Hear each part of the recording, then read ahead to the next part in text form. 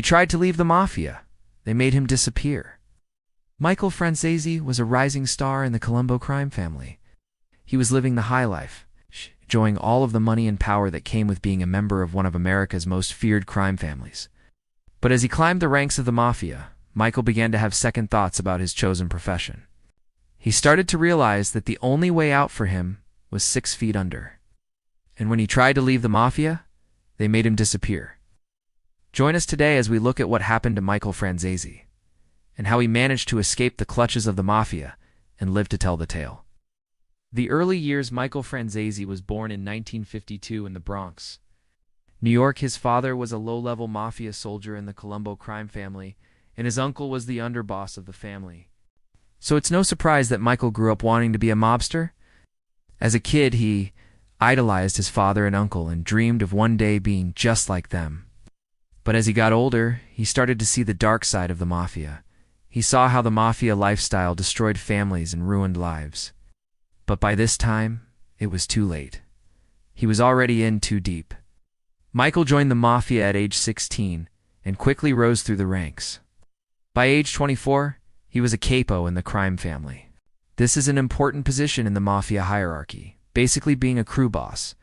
He had complete control over his crew and was responsible for racketeering, extortion, and loan sharking. In fact, Michael was so good at his job that he became one of the most successful mobsters in the Colombo crime family. He was making millions of dollars a year and living the high life in a mansion in Long Island with his wife and kids. But despite all of his success, Michael was not happy. He was constantly looking over his shoulder, afraid of being whacked or ratted out. He knew that there was only one way out of the Mafia: the decision to leave. After much soul-searching, Michael decided that he wanted to leave the Mafia and start a new life. He was tired of the violence and the danger, and he wanted to provide a better life for his family. So he started planning his escape. Michael knew that if the Mafia found out he was leaving, he would be dead. So he had to be careful. He started by setting up a fake identity for himself. He created a new social security card and driver's license, and even changed his appearance. He grew a mustache and started wearing glasses to make himself look less recognizable. Then he started making plans to move his family to a new city. He wanted to get away from New York and start fresh somewhere new.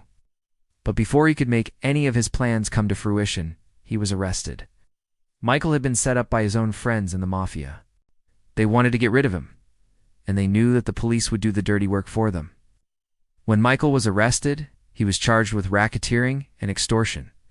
The evidence against him was overwhelming, and he knew that he was in trouble. But he was still determined to leave the Mafia, so he made a deal with the police.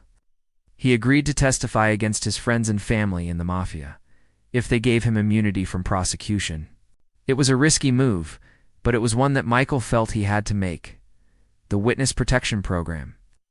When Michael testified against his friends and family in the Mafia, he was placed in the witness protection program. He was given a new identity and a new life, and he started over from scratch. But it wasn't easy. He had to start over in a new city without any of the money or power that he once had.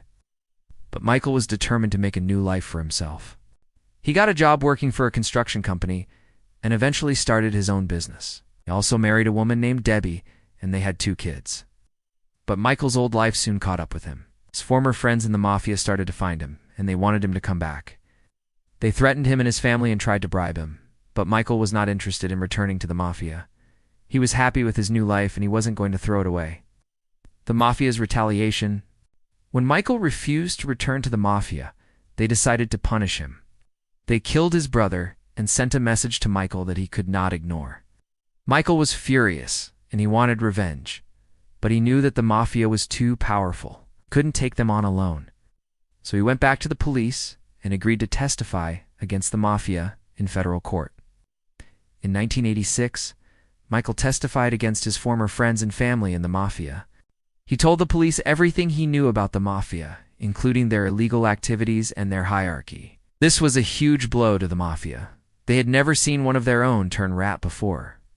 But Michael was not done. He continued to testify against the Mafia for years, and he helped to put away hundreds of mobsters. In 1997, Michael's life was finally turned right side up when he was given the key to the city by the mayor of New York City. He was officially an upstanding citizen now.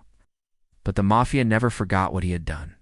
They had spent years trying to punish him, and they weren't going to stop now. The last threat. In 2003, Michael was driving home from a meeting when he was stopped by the police.